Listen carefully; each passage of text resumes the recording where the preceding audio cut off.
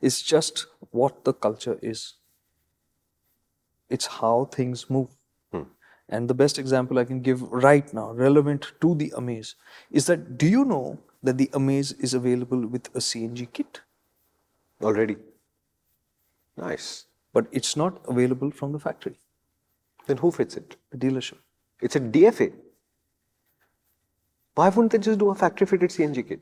Do you know that it's available with a warranty as well? The manufacturer warranty remains valid even after you fit. As long as the dealer fits the CNG kit, nobody else does it. Yeah. But why wouldn't they just So that culture? because, and I feel this is like the same diesel moment for Honda again. They're saying CNG. CNG, how long will CNG run? How many people will use it? All of that. And by the time they actually do a factory fit CNG system, by then hybrids will have had taken off. Yep. And or we'll be on the cusp of going EV properly. And they will have lost on that entire wave of CNG. Today, CNG is becoming more and more normal, right? Like Yeah. we've seen what Tata's done with the twin cylinder design. Look, everybody's had CNG in various formats. You look at the Bajaj Freedom 125 as a motorcycle CNG, and there's pros and cons and criticism and appreciation, everything. I can't come to office any day of the week now without passing at least two or three of them every day. New people, some people going to work, some people going to college, and delivery boys. And they're everywhere. Correct. And I mean, why will people not go for it in cars? I don't understand that part of it. So why did it not happen with the Amaze as a factory fit option? Because movement in Japan won't be that easy. Yeah. In fact, forget about that. One simple question: have you changed your mind about doing an Elevate hybrid? Nobody in the company can look you straight in the eye and say that the Elevate does not need a hybrid or that it should not have a hybrid. Right. Nobody can. But it was decided that there'll be a EV-sized vehicle of that type. Therefore, we cannot do an Elevate hybrid. We cannot split attention.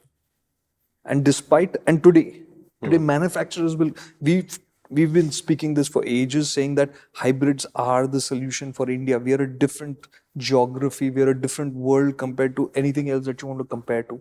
And for our kind of country, hybrids are a great solution. Strong hybrids, right?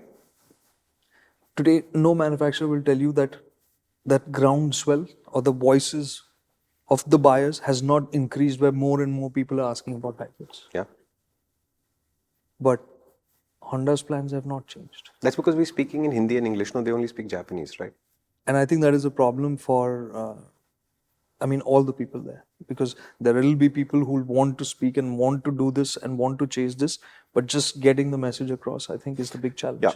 Again, sorry to bring up the Disconnect episode again, but one of the very early episodes in season to discuss the cultural issue with how Japan works, corporate and society, and how it seems to get in their way increasingly as India becomes a more globalized culture, as the world moves on from where Japan is at, and there are fundamental attitudes in there, processes in there, and ways of thinking in there that are totally in their way. I think it's an interesting episode. Again, if you'd like to see it, it's in the app. And quickly, like it's somebody just for to provide the both sides of the view.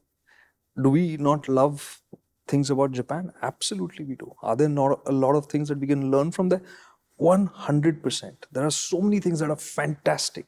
But right now, where they are, and looking at how things are working in Europe, where we are seeing VW in trouble, we're seeing Nissan in trouble, which is also Japanese, also has a huge presence in Europe. Things have to change. Yep. If you have to survive, there are challenges coming which were not there 5 years ago even. Yeah. Right? So that change is important. And during the change, adaptability is important. And what he's basically saying is that even when the writing is on the wall and everybody at Honda who are clearly not in a position to make and execute this decision can see that, for example, the Elevate hybrid is a logical next step. There's no adaptability. It's not in a 6-year plan, 5-year plan, 4-year plan. Yeah, so it makes sense, but we can't do anything about it.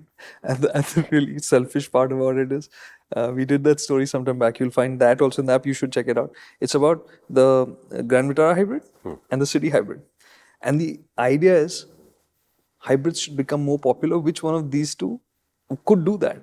And the Toyota system, typically Toyota, is so focused on rationality, Correct. so focused on practicality. Whereas the Honda system is more plural. It is efficient, But it is but quick. it can be quick as well. And that's what I keep saying. The Honda system is the one that will get more people to appreciate hybrids, but we just don't have the option. Yeah. So Honda needs to elevate with the hybrid, but it doesn't look like that's going to happen. Listen, this has been fun, and I think we should take this to the next level. I think our relationship's ready for it.